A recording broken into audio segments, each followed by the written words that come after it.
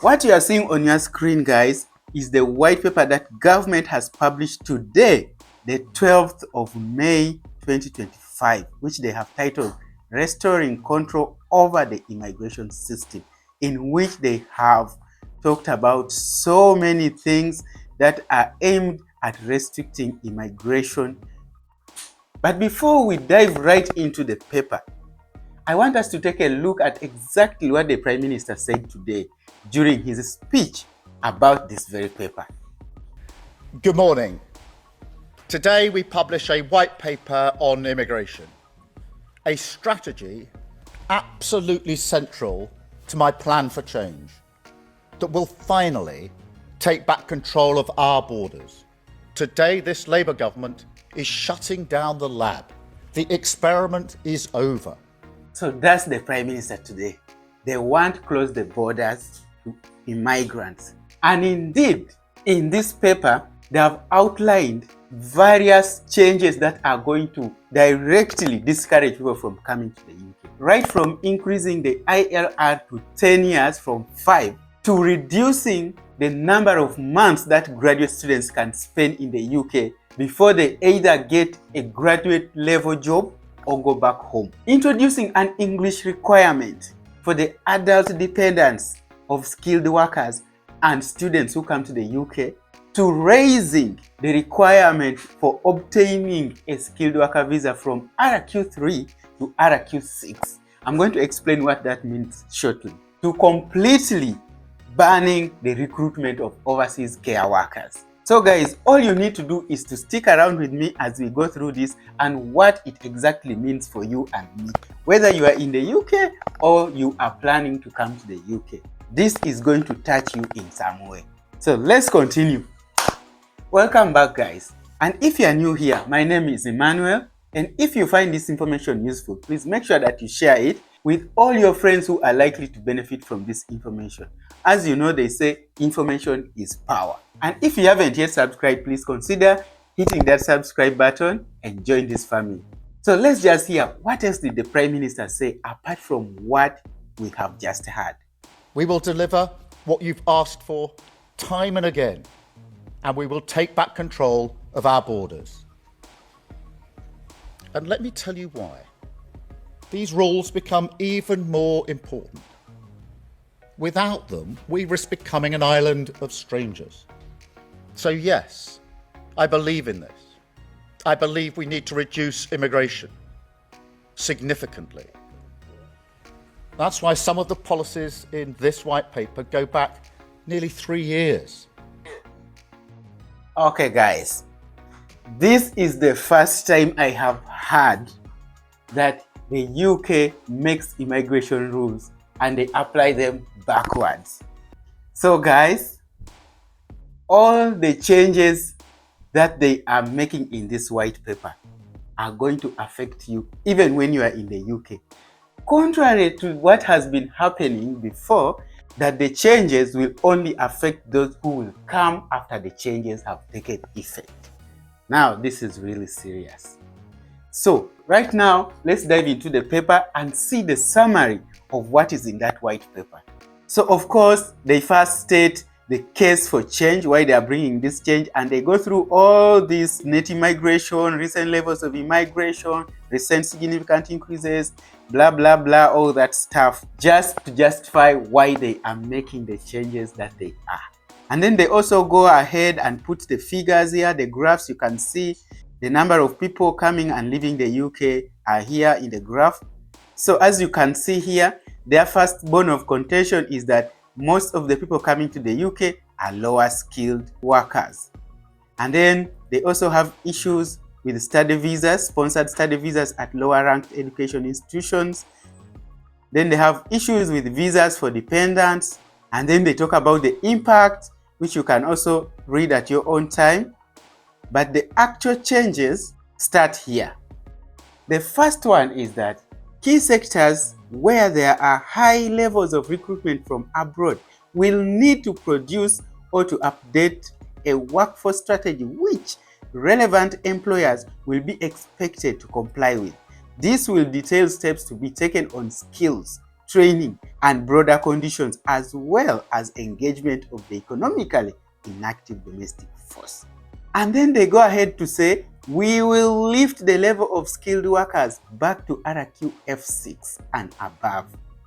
So guys, if you are not familiar with those things, right now, skilled worker visa can be granted from RQF3. That means from A level, any qualification which is an equivalent of A level in the UK, you can get a skilled worker visa. Now, they are lifting it to RQF6, and that means degree level. So if you do not have a bachelor's degree, once this is implemented, and they are saying they are implementing it in the next few weeks, then my friend, you are not coming to the UK. So that is one of the major changes they have made to the skilled worker visa. Let's just see others. Then they also talk about the temporary shortage list. For occupations with a skills requirement of RQF 3 to 5, that is now below degree level. In fact, here they have written below degree level.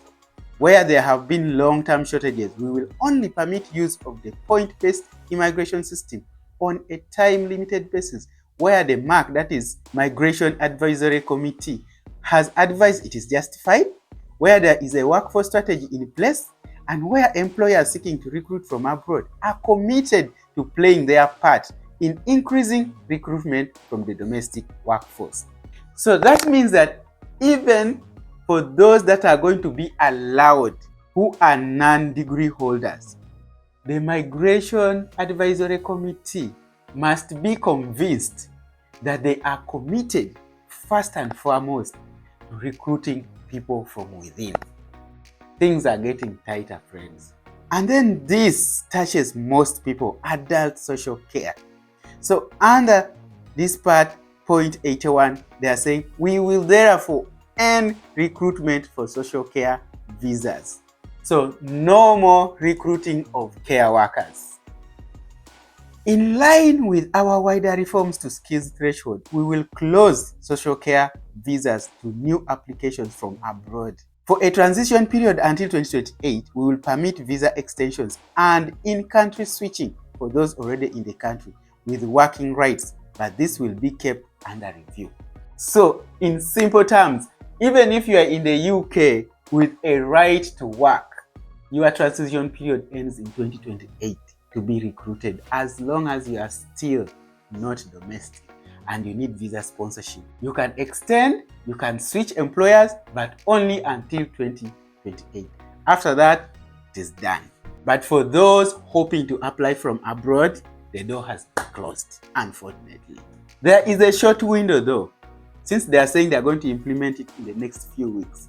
If you are in the process, better hurry up the process and come to the UK before the door is completely closed.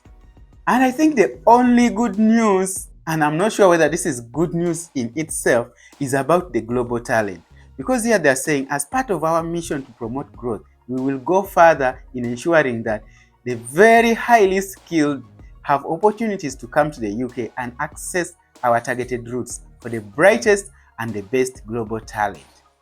And this is what they are planning to do in order to achieve that plan.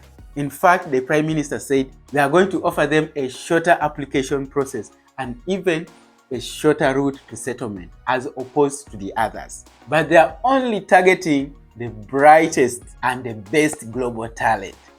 Then they also talked about students. As usual, they start talking about their numbers of those coming in and going back and things like that. Then they point out the figures as relating to the graduates. After that, they come to talk about what they are going to do.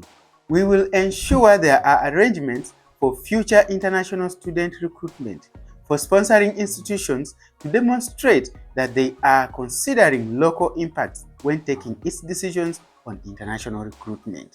And then they say, we will conduct a review of the accreditation bodies to ensure that their processes are robust and consider what further checks need to be put in place to ensure the right level of scrutiny is being applied both before an organization is accredited and when that accreditation is renewed. So they are also going to touch the education institutions to scrutinize them before they license them, before they allow them to sponsor students. They want to see which kind of students are they sponsoring. and when they come, which kind of skills do they bring, and whatever else they may be interested in.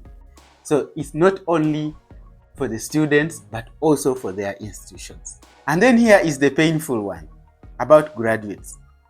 Therefore, we will reduce the ability for graduates to remain in the UK after their studies to a period of 18 months. So guys, if you are coming to the UK as an international student for your masters, you will only be allowed to stay in the UK for 18 months. 1 year and 6 months. We have all known that a graduate visa has been 2 years. Now the 6 months is gone. Government is saying, now you have 18 months to get a graduate level job. You can no longer come, do your masters and apply for care work, or a sales assistant in the supermarket, or a driver, or any job of that kind. They want you to come, study, finish, and get a job at your level. That is one that requires a degree and above. Short of that, they'll send you home. And then guys, here you can see the case for change English language. So what are they going to do as relating to the English language? I told you there will be a requirement for your dependents. They are saying we will introduce new English language requirements across a broader range of immigration routes for both main applicants and their dependents to ensure better knowledge of English, including an assessment of improvements over time. So dependents have just been applying, get approved, and they come. This time they want them to take an English test. I don't know which one. I hope not IELTS, guys. I don't know how many dependents will come to the UK if they are required to take and pass IELTS. Unless, of course, it is maybe general training or life skills. Yes, many will pass. But if they insist on higher levels, I don't know how many will make it. But hey, this is what they are going to do. And they have figured out is one of the ways to stop people from coming to them. Then they go ahead and say, we will increase language requirements for skilled workers and workers where a language requirement already applies from B1 to B2, that is independent user levels, in accordance with the Common European Framework for Reference for Languages. We will introduce a new language requirement for all adult dependents of workers and students at level A1, basic users, to align to spousal and partner routes, and we'll work towards increasing the requirement over time. Okay, now this is not so bad. If they are going to start from the basic, it's not so bad. But they are saying they will increase the requirement over time. English tests are coming to your dependents. Then they justify it by saying we want individuals to improve their English language skills over time as they continue their stay in the UK. We will introduce requirements to demonstrate progression to level A2 for any visa extension and B2 independent user for settlement. Now that's where the issue will be. If your English doesn't improve, no settlement, guys. This is serious. We will increase our existing requirements for settlements across the majority of immigration routes from B1 to B2, independent user. So that means that you must really be fluent in English and properly understand the language before you are given permanent residency. And then this is the most sticky issue probably, and settlement. Okay, they go ahead talking about the number of people who have settled over time, what percentages go on to settle of the people that come to the UK, and so forth and so forth. And then they come here and they say, we will therefore reform the current rules around settlement through an expansion of the principle behind the point-based system, that individuals should earn their right to privileged immigration status in the UK through the long-term contribution they bring to our country. This expansion of the point-based system will increase the standard qualifying period for settlement to 10 years. Now, that has been the problem for many people in the UK. And remember, they are saying it is going to date back to 3 years. So this is 2025. If you came in 2022 or probably 2021, I think is what they were referring to, it also affects you. Well, sad, right? But it is what it is. So 10 years, guys. If you don't have ILR, start adding. If you are on 4 years, if you're due to get yours this year, just add another 5 years, guys. That's what is going to happen. Unless, of course, you decide to get married to a UK citizen. Because they're saying we will continue to offer a shorter pathway to settlement for non-UK dependents of British citizens to 5 years. So if you are single, guys, you can go get married to a British citizen. Then your ILR will come in 5 years. But jokes aside, yes, ILR has officially moved from 5 to 10 years. I'm sad, guys. Let's close this video. Thank you for watching. See you in the next one.